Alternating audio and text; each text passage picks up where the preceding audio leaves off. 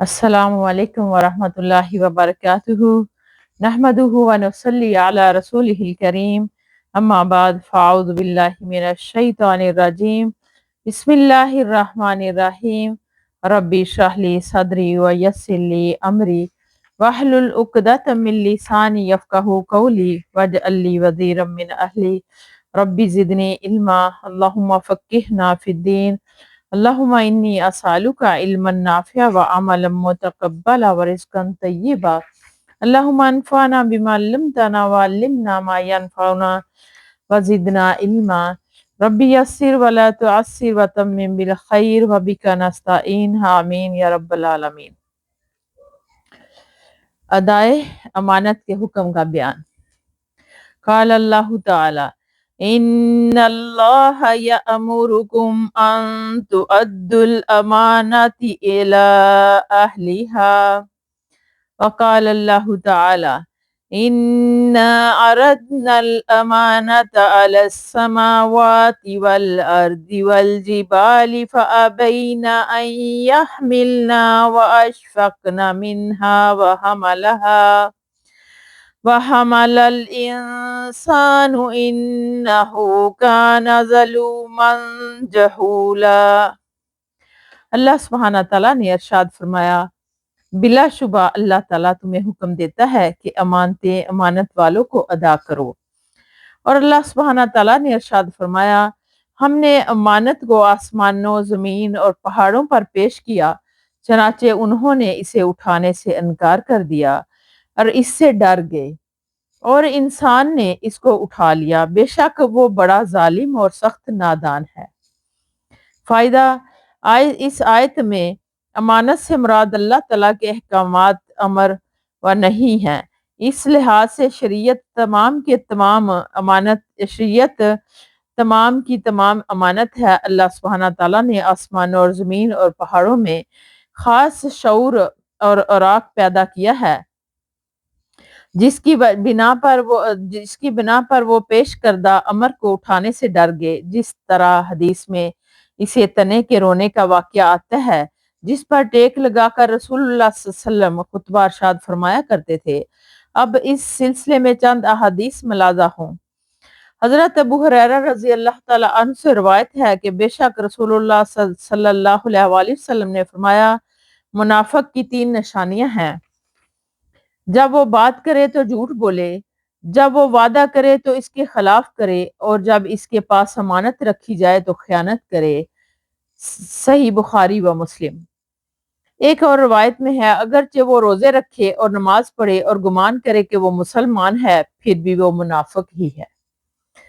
Faez number 1, मुनाफिक वो है जो जुबान से अहले इस्लाम के सामने इस्लाम का इजहार करे, लेकिन दिल में इस्लाम और मुसलमानों के खिलाफ बुग़्ज़ व अनाद रखे। ये नफाक कुफर बल्कि कुफर से भी बढ़कर है। इसलिए कुरान मजीद में कहा गया है, इन्नल मुनाफिकीना फिद्दरकिल अस्फली मिनन नार। मुनाफिकीन जहन्नम के सबसे निचले दर्जे में होंगे। ये मुनाफिकीन नबी करीम सल्लल्लाहु अलैहि वसल्लम के ज़माने में थे, जिनका इल्म आपको बज़रिया वही दिया गया था। अब ऐसे मुनाफिकीन का पहचानना नहायत मुश्किल है।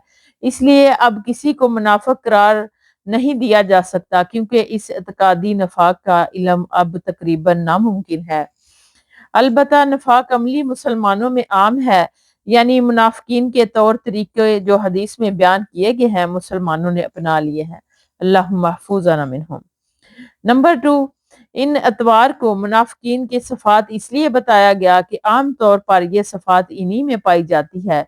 ताहम ये अमली नफाक कुफर नहीं, जैसा कि एतकादी नफाक कुफर है, लेकिन यह भी बहुत खतरनाक है, जिससे बचना चाहिए। अल्लाह महफूज़ना मिनहुम आमीन या रब्बल आलमीन। हजरत हुज़ैफा बिन यमान रज़ी अल्लाह तआला अन्हु से रवायत है कि हमें रसूलुल्लाह सल्लल्लाहु अलैहि वसल्लम ने 2 हदीसें यानी बातें बयान फरमाई। इनमें से एक को मैंने देख लिया और दूसरी का मैं इंतजार कर रहा हूँ। आपने हमसे बयान फरमाया था कि अमानत लोगों के दिलों की जड़ गहराई में उतरी, यानी इसे फितरत का हिस्सा बनाया। फिर कुरान नाज़िल हुआ और उन्होंने कुरान और सुन्नत को जाना। फिर आपने हमसे बयान किया कि अमानत उठ जाएगी। آپ صلی اللہ علیہ وآلہ وسلم نے فرمایا کہ اس طرح کے آدمی سوئے گا اور امانت اس کے دل سے قبض کر لی یعنی اٹھا لی جائے گی، اس کا اثر ایک معمولی نشان کی طرح باقی رہ جائے گا، پھر وہ سوئے گا اور امانت اس کے دل سے اٹھا لی جائے گی، اس کا اثر آبلے کے مانند باقی رہ جائے گا، جسے ایک نگارہ ہو جیسے یہ اپنے پیر پر لڑکھڑائے تو اس سے چھالا نمودار ہو جائے، یعنی چنانچہ تو اسے ابھرا ہوا تو دیکھتا ہے لیکن اس میں کوئی چیز نہیں ہوتی۔ پھر آپ صلی اللہ علیہ وسلم نے ایک کینکری لی اور مثال سمجھانے کے لیے اسے پیر پر لڑکایا، یعنی لوگ صبح کے وقت باہم خرید و فروخت کرتے ہوں گے، اس میں سے کوئی امانت ادا کرنے کے قریب بھی نہ بھٹکتا ہوگا، حتیٰ کہ کہا جائے گا کہ فلاں شخص کی اولاد میں ایک امانت دار آدمی تھا، یعنی امانت دار بالکل کامیاب ہو جائیں گے اور ایمان بھی اسی طرح ان کا ہو جائے گا، حتیٰ کہ کہا جائے گا کہ فلاں شخص کس قدر مضبوط، کس قدر ہوشیار اور کس قدر عقل مند ہے، حالانکہ اس کے دل میں ایک رائی کے برابر بھی ایمان نہیں ہوگا، راوی حدیث حضرت حذیفہ رضی اللہ تعالیٰ عنہ بیان کرتے ہیں، بلا شبہ مجھ پر ایک وقت ایسا گزر چکا کہ مجھے یہ پرواہ نہیں ہوتی تھی کہ میں کس سے خرید و فروخت کروں، اس لیے کہ مجھے یقین ہوتا تھا کہ اگر وہ مسلمان ہے تو اس کا دین مجھ پر میری چیز لوٹا دے گا، اور اگر عیسائی یا یہودی ہے تو اس کے ذمہ دار نگران مجھے میری چیز واپس کر دے گا، یعنی امانت اور دیانت عام ہونے کی وجہ سے کسی سے بھی نقصان کا اندیشہ نہیں تھا، لیکن آج اس کے برعکس معاملہ ہو جانے کی وجہ سے میں تم میں سے صرف فلاں آدمی سے خرید و فروخت کرتا ہوں، بخاری و مسلم۔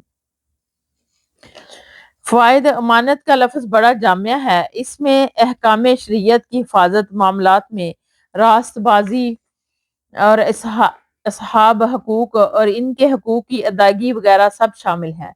حدیث کے مطابق اخلاق و کردار کے روز و فضا زوال کی وجہ یہ امانت آہستہ آہستہ ختم ہوتی جائے گی، حتیٰ کہ اس کا اس حد تک فقدان ہو جائے گا کہ جس کی صراحت حدیث میں کی گئی۔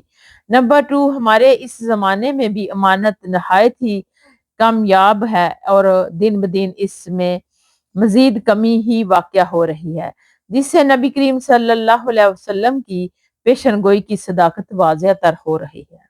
اللہم احفظنا منہم۔ حضرت حذیفہ رضی اللہ تعالیٰ عنہ اور حضرت ابو ہریرہ رضی اللہ تعالیٰ عنہما سے روایت ہے کہ رسول اللہ صلی اللہ علیہ وسلم نے فرمایا، اللہ تعالیٰ قیامت والے دن لوگوں کو جمع فرمائے گا، مومن کھڑے ہوں گے حتیٰ کہ جنت ان کے قریب کر دی جائے گی، جس سے ان کی خواہش جنت تیز تر ہو جائے گی، چنانچہ وہ آدم علیہ السلام کے پاس آئیں گے اور ان سے کہیں گے کہ ابا جان ہمارے لیے جنت کھلوا دیجئے، وہ فرمائیں گے تمہیں تمہارے باپ کی غلطی ہی نے تو جنت سے نکلوایا تھا، اس لیے میں اس سفارش کرنے کا اہل نہیں ہوں، تو میرے بیٹے ابراہیم خلیل اللہ کے پاس جاؤ اور ان سے درخواست کرو، وہ ابراہیم علیہ السلام کے پاس آئیں گے، وہ بھی کہیں گے کہ میں اس کا اہل نہیں ہوں، میں یقیناً اللہ کا خلیل تھا لیکن یہ منصب اس سے ماورا ہے، تم موسیٰ علیہ السلام کے پاس جاؤ جن سے اللہ نے کلام فرمایا، چنانچہ وہ موسیٰ علیہ السلام کے پاس آئیں گے،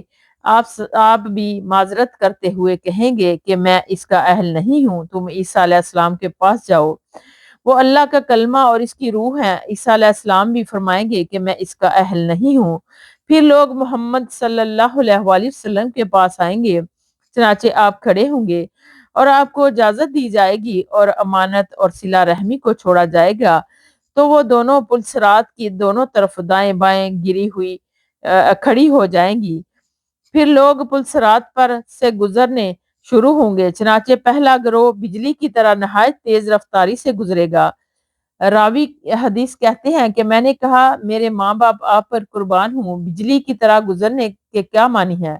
آپ صلی اللہ علیہ وآلہ وسلم نے ارشاد فرمایا کہ کیا تم نے نہیں دیکھا کہ بجلی کس طرح پلک جھپکنے میں گزر جاتی ہے اور وہ واپس آ جاتی ہے؟ پھر دوسرا گروہ ہوا کے گزرنے کی طرح، پھر پرندے کے گزرنے کی طرح، پھر پیادہ تیز دوڑنے والے مضبوط ترین آدمیوں کی طرح سب کو ان کے اعمال لے جائیں گے، یعنی ہر شخص اپنے اپنے اعمال کے بعد زیادہ یا کم تیز رفتار ہوگا، اور تمہارے پیغمبر صلی اللہ علیہ وآلہ وسلم پل صراط پر کھڑے ہوں گے اور فرماتے ہوں گے، اے میرے رب بچا بچا، یہاں تک کہ بندوں کے نیک اعمال انہیں تیز رفتاری کے ساتھ لے جانے سے عاجز آ جائیں گے، یہاں تک کہ آدمی آئے گا جو چلنے کی طاقت ہی نہیں رکھے گا، وہ صرف گھسیٹ کر چلے گا، اور پل صراط کے دونوں کناروں پر کانٹے آگے سے مڑے ہوئے سرے جن پر گوشت لٹکایا جاتا ہے لٹکے ہوئے ہوں گے، جنہیں اس بات کا حکم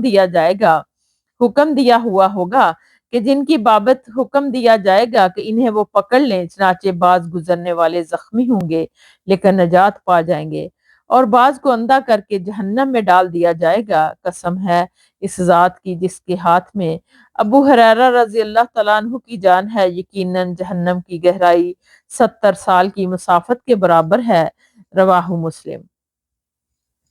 فائدہ اس میں ایک تو میدان محشر کی ہولناکیوں کا بیان ہے کہ انبیاء علیہ السلام بھی بارگاہ الہی میں پیش ہونے اور کچھ عرض کرنے سے خوف زدہ ہوں گے، حتیٰ کہ انبیاء کے سردار حضرت محمد صلی اللہ علیہ وآلہ وسلم بھی سلم فرما رہے ہوں گے، اور دوسرے نبی صلی اللہ علیہ وآلہ وسلم کی شان کا تذکرہ ہے کہ آپ صلی اللہ علیہ وسلم شفاعت عامہ فرمائیں گے، نیز پل صراط سے گزرنے کا اور امانت و رحم کی فضیلت بیان ہے۔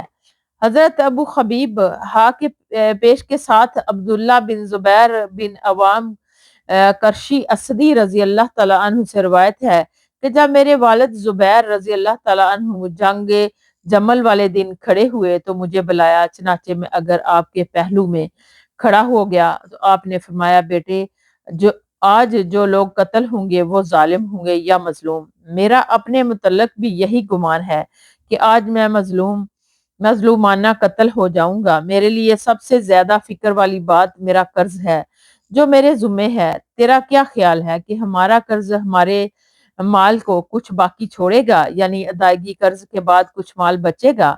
پھر فرمایا، اے بیٹے ہمارے مال کو بیچ کر میرا قرض ادا کر دینا، اور تہائی مال کی وصیت فرمائی، اور تہائی میں سے تہائی مال کی وصیت اپنے بیٹے عبداللہ کے بیٹوں کے لیے فرمائی، کہا کہ اگر قرض کی ادائیگی کے بعد ہمارے مال میں کچھ بچ جائے تو ان میں سے ثلث یعنی تہائی حصہ تیرے بیٹوں کے لیے ہے۔ حشام نے کہا کہ عبداللہ کے لڑکے خبیب اور عباد حضرت زبیر رضی اللہ تعالیٰ عنہ کے بعد بیٹوں کے ہم عمر تھے یا حصوں میں مساوی ہوئے، اور اس وقت حضرت زبیر رضی اللہ تعالیٰ عنہ کے 9 لڑکے اور 9 لڑکیاں تھیں۔ حضرت عبداللہ رضی اللہ تعالیٰ عنہ کہتے ہیں کہ آپ نے مجھے اپنے قرض کی بابت وصیت کرنی شروع کی اور فرماتے تھے، بیٹے اگر تو اس کی ادائیگی قرض سے کچھ عاجز آ جائے تو میرے مولا سے مدد طلب کرنا۔ حضرت عبداللہ نے کہا کہ اللہ کی قسم میں نہیں سمجھا کہ مولا سے آپ کی مراد کیا ہے، حتیٰ کہ میں نے پوچھا، ابا جان آپ کا مولا کون ہے؟ تو آپ نے جواب دیا، اللہ۔ عبداللہ نے کہا، اللہ کی قسم آپ کے قرض کے بارے میں جب بھی کسی پریشانی سے دوچار ہوتا تو میں کہتا، اے زبیر کی مولا اس کا قرض اس کے ذمے سے ادا فرما دے، تو وہ ادا فرما دیتا۔ عبداللہ رضی اللہ تعالیٰ نے کہا کہ میرے والد زبیر قتل ہو گئے اور نقدی کی صورت میں کوئی دینار درہم نہیں چھوڑا سوائے زمینوں کے، انہی زمینوں میں سے غابہ کی زمین تھی، اور 11 گھر مدینے میں، 2 گھر بصرہ میں، 1 گھر کوفے میں اور 1 گھر مصر میں چھوڑا۔ حضرت عبداللہ رضی اللہ تعالیٰ نے کہا کہ آپ پر جو قرض تھا اس کی شکل میں دراصل یہ تھی کہ اپنی آدمی اپنا مال آپ کے پاس لاتا اور اسے امانت کے طور پر آپ کے سپرد کر دیتا۔ آپ فرماتے، نہیں یہ امانت کے طور پر نہیں بلکہ یہ میرے ذمہ قرض ہے، اس لیے مجھے اس کے ضائع ہونے کا اندیشہ ہے، اور امانت کے ضائع ہونے کی صورت میں اس کی ادائیگی ضروری نہیں، جبکہ قرض کی ادائیگی ہر صورت میں ضروری ہے، اور آپ کبھی کسی امارات گورنری وغیرہ پر فائز نہیں ہوئے، نہ کوئی ٹیکس نہ یا کچھ وصول کرنے کی ذمہ داری قبول فرمائی، جس سے یہ شبہ ہو سکتا ہے کہ شاید مال ناجائز طریقے سے حاصل کیا گیا ہو۔ البتہ رسول اللہ صلی اللہ علیہ وسلم کے ساتھ اور حضرت ابو بکر صدیق اور عمر اور عثمان رضی اللہ تعالیٰ عنہم کے ساتھ جہاد میں شریک ہوتے رہے، گویا کہ یہ مال غنیمت سے حاصل شدہ تھا۔ حضرت عبداللہ رضی اللہ تعالیٰ عنہ کہتے ہیں کہ ان پر جو قرض تھا اسے میں نے شمار کیا کہ وہ 22 لاکھ تھا۔ چنانچہ حکیم بن حزام عبداللہ بن زبیر رضی اللہ تعالیٰ عنہ کو ملے اور ان سے کہا، اے بھتیجے، میرے بھائی زبیر رضی اللہ تعالیٰ کے ذمے کتنا قرض ہے؟ میں نے اسے چھپایا اور کہا کہ 1 لاکھ۔ حضرت حکیم نے کہا، اللہ کی قسم، میری رائے میں تو تمہارے مال متروکہ اس قرض کی ادائیگی کی گنجائش نہیں رکھتا۔ عبداللہ نے کہا، ذرا بتلاؤ، اگر یہ 22 لاکھ ہو تو؟ انہوں نے کہا کہ میری رائے ہے تو اتنے بڑے قرضے کی ادائیگی تم طاقت نہیں رکھتے، اگر تم اس سے عاجز ہو تو مجھ سے مدد طلب کرنا۔ حضرت عبداللہ نے کہا، میرے والد زبیر نے غابہ کی زمین میں 1,70,000 میں خریدی تھی۔ حضرت عبداللہ نے اسے 16 لاکھ میں بیچا۔ پھر وہ کھڑے ہوئے اور اعلان کیا کہ جس کا میرے والد زبیر پر قرض کچھ ہو تو ہمیں غابہ کی زمین پر ملے اور اپنا قرض وصول کر لے۔ چنانچہ ان کے پاس عبداللہ بن جعفر آئے، ان کا حضرت زبیر پر 4 لاکھ قرض تھا۔ انہوں نے عبداللہ بن زبیر سے کہا کہ اگر تم چاہو تو یہ قرض تمہارے لیے معاف کر دوں۔ عبداللہ نے کہا نہیں۔ انہوں نے کہا، اگر تم چاہو تو اس قرضے کو فوری ادائیگی کی بجائے بعد میں ادا کرنے والوں میں شمار کر لو، اگر تم مہلت کے خواستگار ہو تو۔ عبداللہ نے کہا نہیں۔ انہوں نے کہا، اچھا تو پھر مجھے اس زمین میں سے ایک حصہ دے دو۔ عبداللہ بن زبیر نے ان سے کہا کہ یہاں سے یہاں تک زمین کا حصہ تمہارے لیے ہے۔ عبداللہ نے اس زمین کا کچھ حصہ بیچ دیا اور اس سے حضرت زبیر کا قرض ادا کر کے اور اسے دے دیا، اور اس میں سے 4.5 حصے باقی رہ گئے جو عبداللہ حضرت معاویہ رضی اللہ تعالیٰ کے پاس آئے۔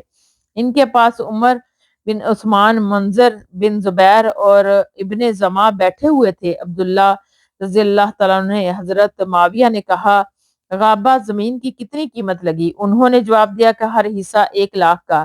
انہوں نے پوچھا کہ اس کے کتنے حصے باقی رہ گئے؟ انہوں نے کہا کہ 4.5 حصے۔ تو منظر بن زبیر نے کہا کہ اس کا ایک حصہ 1 لاکھ کے عوض میں لیتا ہوں۔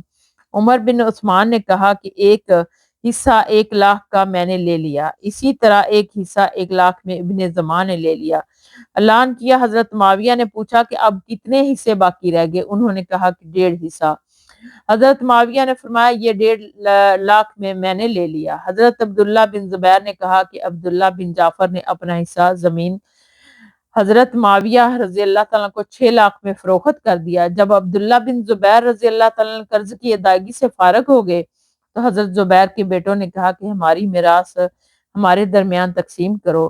حضرت عبداللہ رضی اللہ تعالیٰ نے اپنے بھائیوں کو جواب دیا کہ اللہ کی قسم، میں ابھی تمہارے درمیان تقسیم نہیں کروں گا یہاں تک کہ میں موسم حج میں مسلسل 4 سال اعلان کروں گا کہ جس شخص کا بھی حضرت زبیر رضی اللہ تعالیٰ پر قرض ہو تو وہ ہمارے پاس آئے، ہم اس کا قرض ادا کریں گے۔ چنانچہ وہ ہر سال حج کے موسم میں اعلان فرماتے۔ جب 4 سال گزر گئے تو بقیہ مال ان کے درمیان تقسیم کر دیا اور تہائی مال بھی حسب وصیت متعلقہ لوگوں کے سپرد کر دیا۔ حضرت زبیر کی 4 بیویاں تھیں، چنانچہ ہر بیوی کو 12 لاکھ ملے۔ حضرت زبیر کا تمام مال متروکہ 5 کروڑ 2 لاکھ تھا۔ رواہ البخاری۔ فائد: جہاد کے موقع پر اس قسم کے دیگر حالات میں جبکہ زندگی یکسر غیر یقینی ہو وصیت کرنا مستحب ہے۔ نمبر 2، انفاذ وصیت اور تقسیم میراث سے قبل میت کے ذمے قرض کی ادائیگی ضروری ہے۔ نمبر 3، حسب ضرورت واقعتاً پوتوں کے لیے وصیت کرنا جائز ہے جبکہ آباء کی صورت میں حاجب موجود ہے۔ اور نمبر 4، جو قرض کی ادائیگی کے وقت طاقت رکھتا ہو اس کے لیے قرض لینا جائز ہے۔ نمبر 5، زمینیں، مکانات اور مال و دولت کا جمع کر کے رکھنا جائز ہے چاہے یہ جائیداد کتنی بھی ہو، بشرط یہ کہ حلال ذرائع سے حاصل کردہ ہو اور اس کی زکوٰۃ بھی ادا کی جاتی ہو۔ نمبر 6، مومن کو اللہ کی ذات پر اعتقاد اور شوق رکھنا چاہیے۔ زبیر رضی اللہ تعالیٰ نے اللہ پر اعتماد کیا۔ نمبر 7، صحابہ کرام رضی اللہ تعالیٰ کے مقام اخلاق کا بیان کہ بعض نے معاونت کی کہ بعض نے قرض معاف یا مؤخر کر دینے کی خواہش کا اظہار کیا، لیکن حضرت عبداللہ بن زبیر رضی اللہ تعالیٰ عنہ نے ان سے بھی زیادہ بلندی اخلاق کا ثبوت پیش کیا کہ کسی بھی پیشکش قبول نہیں فرمائی۔ نمبر 8، غازی اور متوکل علی اللہ شخص کے مال میں اللہ تعالیٰ کی طرف سے برکت ڈال دی جاتی ہے، جیسے حضرت زبیر کی زمین کئی گنا زیادہ قیمت پر فروخت ہوئی اور سارا قرض اتر کر بھی کافی دولت بچ گئی۔ نمبر 9، حضرت زبیر کا کمال اخلاق، اخلاص اور خیر خواہی کا جذبہ بے مثال کہ لوگوں کی امانتوں کو بطور قرض اپنے پاس رکھتے تاکہ نقصان ہو تو ان کا اپنا ہو، امانت رکھوانے والے کا نقصان سے محفوظ رہے۔ نمبر 10، حضرت عبداللہ بن زبیر رضی اللہ تعالیٰ عنہم کا کردار کس قدر قابل رشک ہے کہ پہلے والد کا قرض اتارا، پھر ترکہ ورثہ میں تقسیم فرمایا اور امانت و دیانت کا شاندار مظاہرہ فرمایا۔ ورثہ نے 4 سال انتظار کیا تاکہ حضرت زبیر رضی اللہ تعالیٰ عنہ کا بوجھ ہلکا ہو جائے اور بار بار وراثت کا مطالبہ نہ کیا۔ سبحان اللہ۔ وآخر دعوانا ان الحمد للہ رب العالمین۔ سبحانک اللہم وبحمدک نشہد ان لا الہ الا انت نستغفرک ونتوب الیک۔ السلام علیکم ورحمۃ اللہ وبرکاتہ۔